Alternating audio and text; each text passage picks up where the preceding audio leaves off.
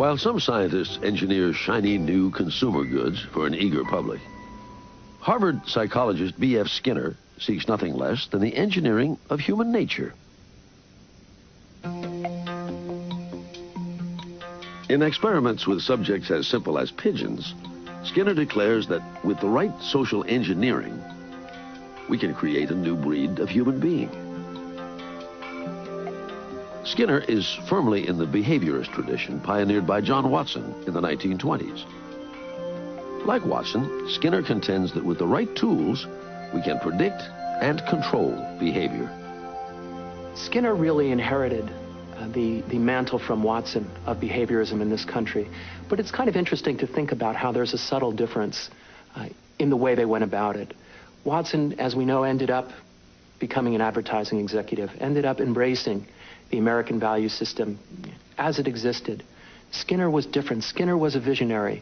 Skinner felt that through behaviorism, he could influence the world towards a greater humanity. Not meet humanity where it was, but take humanity to a new place through the principles of behaviorism. Picking up where Watson left off, Skinner wants to do the rigorous science to prove that environment is everything.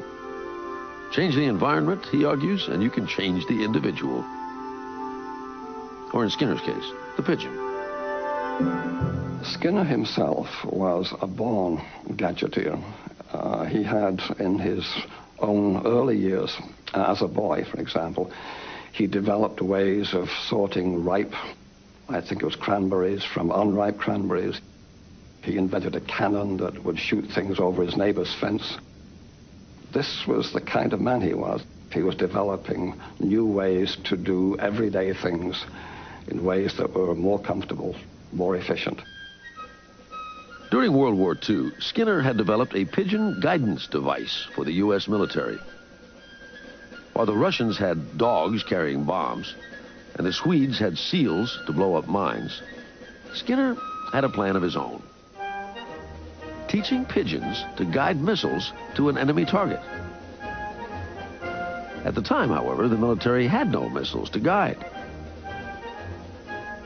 But Skinner's pigeon research did not go to waste. He develops a system called operant conditioning to prove that a behavior will be repeated by a subject when rewarded. Repetition leads to reinforcement.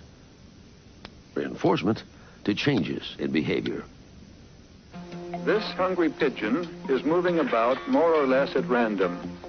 Sometimes it turns its head to the left.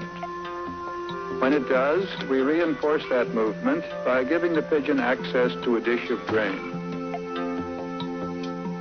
Skinner then waits for it to turn further. Again, more food. Ultimately, the pigeon will turn in a complete circle, having learned that only when he turns will he be rewarded.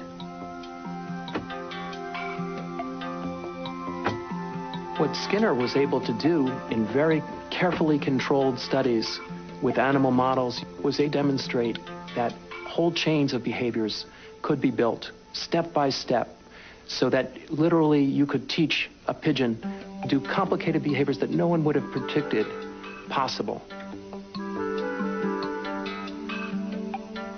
And Skinner believes that if it works for pigeons, why not people? In Skinner's mind, behavior is behavior, up and down the evolutionary scale, and it is all learned. One of the great successes is in education. People are taught to do more complicated tasks than anyone had thought possible by breaking down behavior into small steps and giving positive reinforcement along the way.